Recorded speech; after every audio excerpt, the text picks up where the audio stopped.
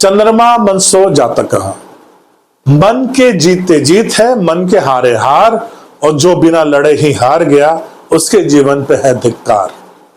जी हां, चंद्रमा मनसो जातकः, मन में क्या उठ रहा है, मन कैसा रहेगा, ये चंद्रमा बताता है किसी का।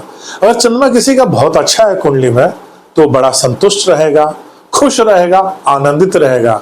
अगर नहीं है चंद्रमा अच्छी स्थिति में, पापकत्री योग में है, शनि राहु से पीड़ित है, उनके साथ बैठा हुआ है, ग्रहण में है, तो पीड़ा में आ जाएगा, तो वो डरेगा, एंजाइटी इश्यू आएगी, बीपी की प्रॉब्लम आएगी। अब उसको दूर करने का सबसे बड़ा तरीका है डांस करिए, गाना गाइए, घर के अंदर ही। अगर अब अधेड़ अवस्था में है, बुजुर्ग हो गए हैं, रूम बंद करके नाचिए गाइए, खूब मनोरंजन करिए, खुद भी करिए, दूसरों का भी कराइए। जल की मात्रा बढ़ा लीजिए, कोकोनट वाटर पीजिए, आपका हायर पर्सपेक्शन आएगा, क्योंकि कोकोनट वाटर बहुत ऊंचाई पे मिलता है। अच्छा, निचले तल से देखने पर ऐसा लगता है कि फूल में कांटे लगे हुए हैं। थोड़ा सा ऊपर उठते हैं, देखते हैं बड़ा सौंदर्य प्रतीत होता है गुलाब के फूल में। नीचे से देखा कांटा था, थोड़ा ऊपर से देखा गुलाब का फूल है।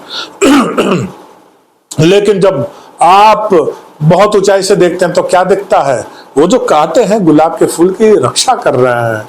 इसलिए जीवन में दुख तकलीफें आती हैं, लेकिन जैसे ही आपने नारियल पानी पीना शुरू किया, आपका दृष्टिकोण बदल गया, उच्च दृष्टिकोण हो गया, और आपने चंद्रमा ठीक कर लिया। दुख रहेगा, तकलीफें रहेंगी, परिस्थितियां रहेंगी, लेकिन आपकी दृष्टि बदल जाएगी। जैसी दृष्टि वैसी सृष्टि। डांस करिए, गाना गाइए, पानी की मात्रा बढ़ाइए, फ्रूट्स खाइए। और कहते हैं कि वास्तु दोष मिटाना है तो अपने घर में क्रॉस वेंटिलेशन रखिए, और फल और फूल जरूर रखिए। फूल क्या है, 2 दिन की जिंदगी है, लेकिन आपको आपके अंदर जीवनी शक्ति प्रदान कर देती है। तभी तो हम किसी बीमार के पास जाते हैं तो उसको फूल देते हैं, फल देते हैं।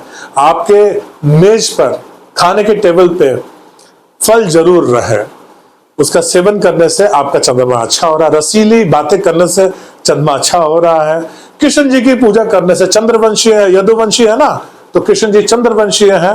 चंद्रमा ठीक करना है, कृष्ण जी भगवान के टेंपल पे जाइए, एस्कॉन टेंपल जाइए, या अपने घर में ही उनकी उपासना करिए, डांस करिए, गाना गाइए, मीराबाई की तरह मदमस्त हो जाइए।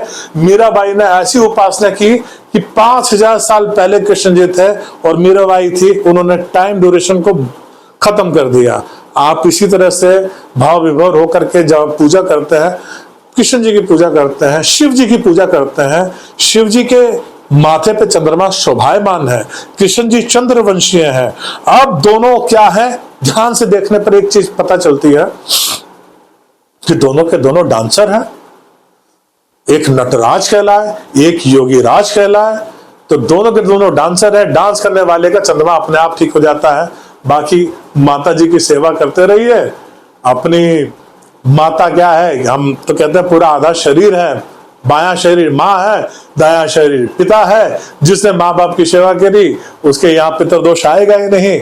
और सूरज भगवान की जो पूजा करता है और चंद्रमा भगवान की जो पूजा करता है, मैंने तरीके बता दिए हैं। सूरज भगवान को प्रवेश कराइए घर में, 8 बजे 10 बजे तक की धूप आकर घर में रहती है, पूर्व दिशा से आती है, तो पितृदोष नहीं लगता है। क्रॉस वेंटिलेशन वालों को पितृदोष नहीं लगता है। और चंद्रमा ठीक करने के लिए जलिए, शीतल जल पीजिए, गाना गाइए, मधुर व्यवहार रखिए, आपका चंद्रमा अपने आप उन्नत होते जाएगा। ये 2 ठीक कर लीजिए। 80% जो भी ज्योतिषीय उपाय कराने आते हैं तो चंद्रमा के ऊपर कराने के लिए आते हैं, और उसमें से भी 15 से 20% जो लोग आते हैं सूर्य के उपाय कराने के लिए आते हैं। तो ये दोनों अपने आप ठीक हो जाएंगे। माँ बाप की सेवा भी की, प्रकृति ने सूरज देवता के रूप में आपको सूर्य दिए हैं, तो सूरज भगवान को अर्घ देते रहिए और पूरे श्रद्धा के रूप में दीजिए, यही श्राद्ध कहलाएगा।